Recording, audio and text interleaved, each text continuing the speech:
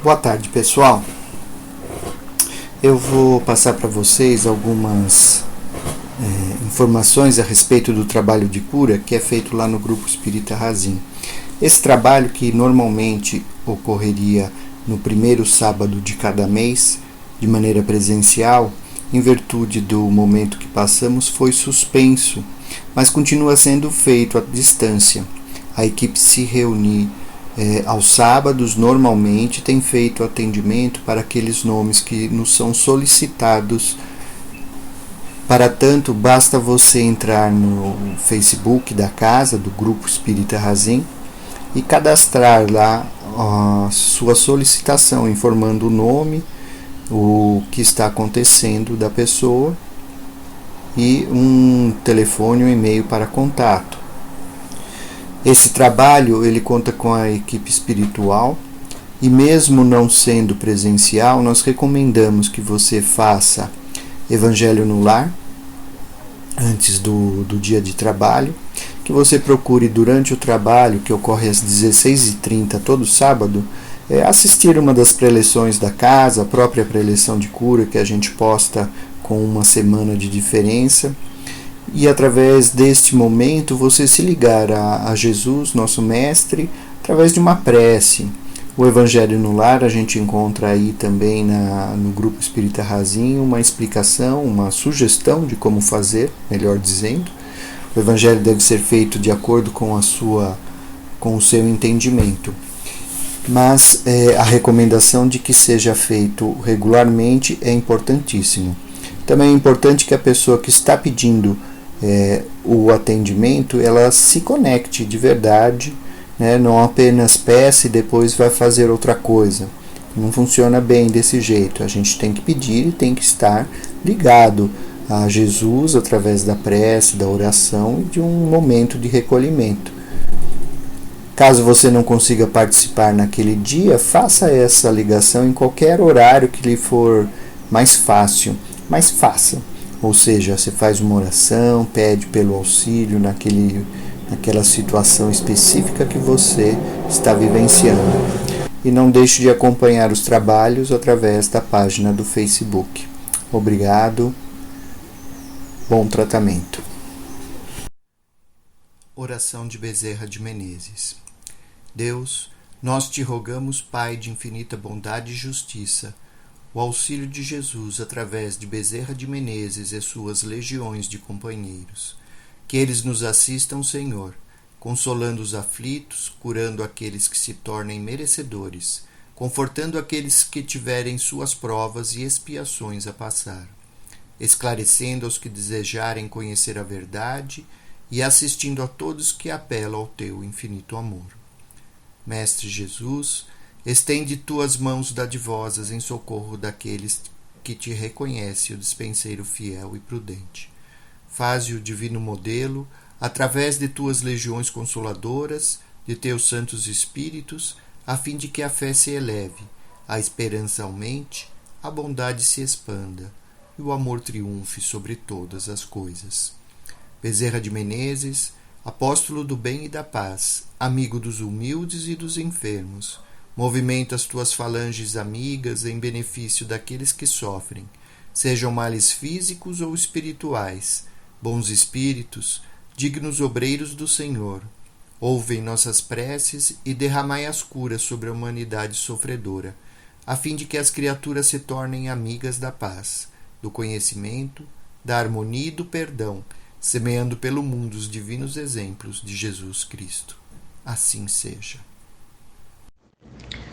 Boa tarde a todos.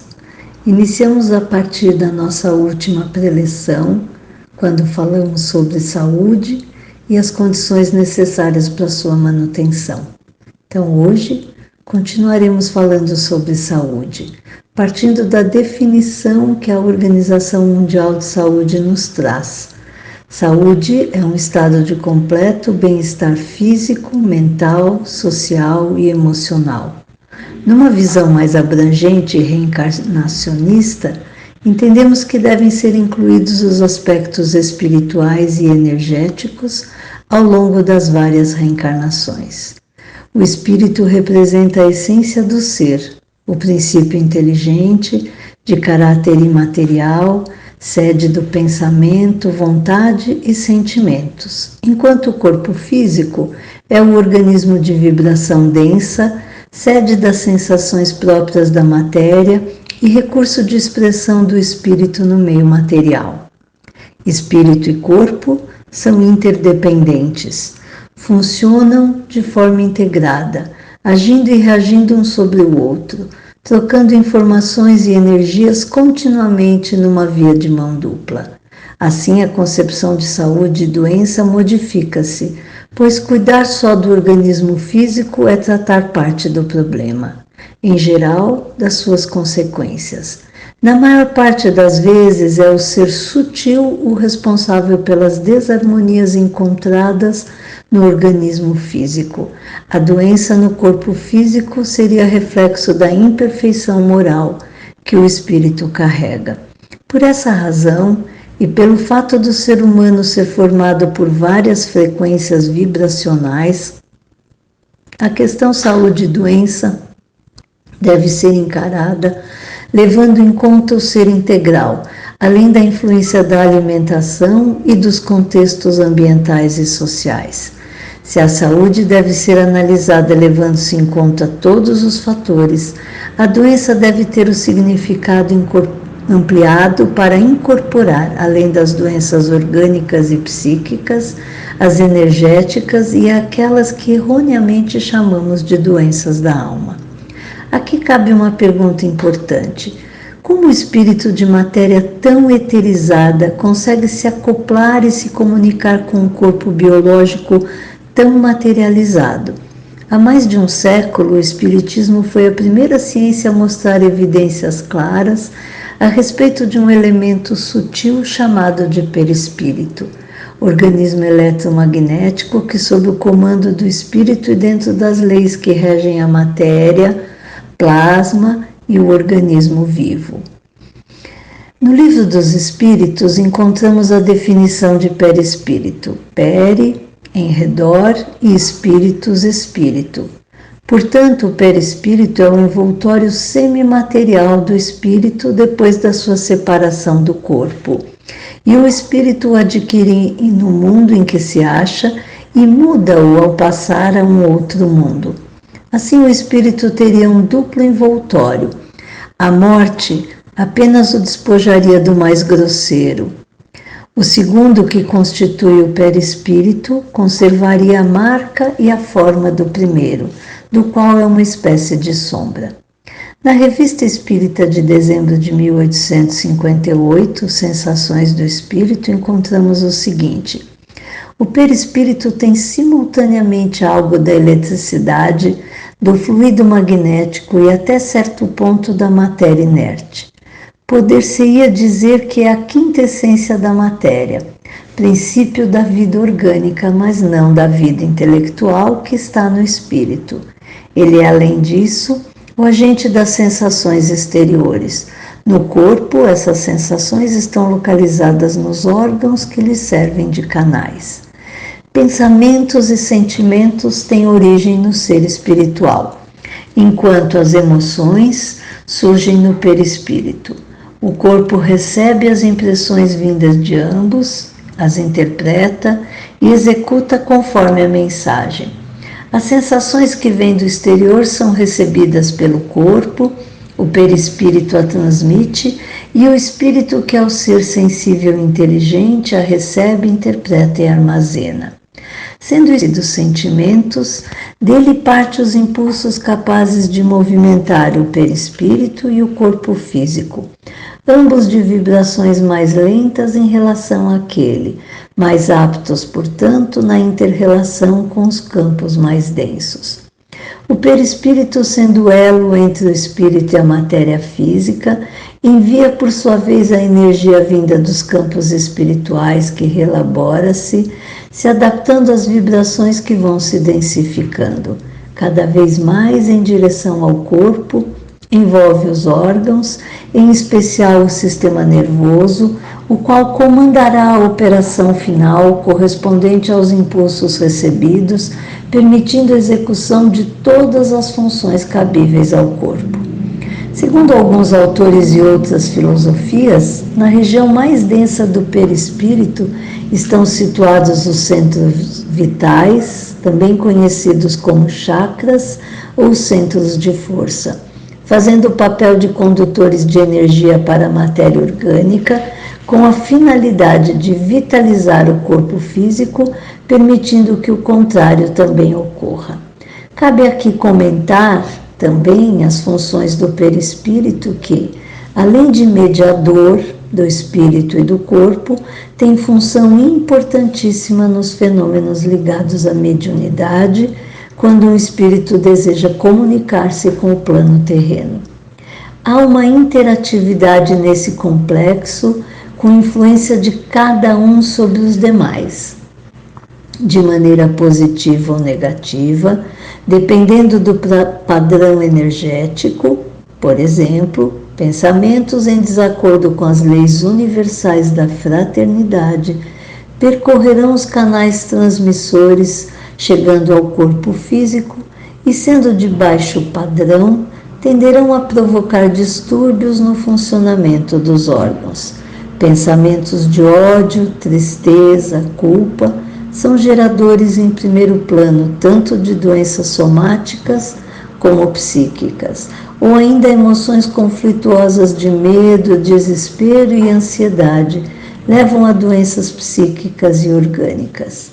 Além disso, emoções desencontradas dificultam o livre e equilibrado exercício das faculdades do pensar, sentir e querer do espírito.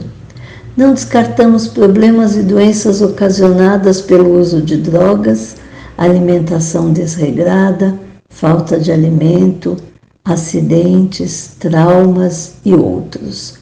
Voltando à definição do início da nossa preleção, a definição de saúde da OMS, entendemos ser quase impossível alguém ser completamente saudável na atual conjuntura planetária.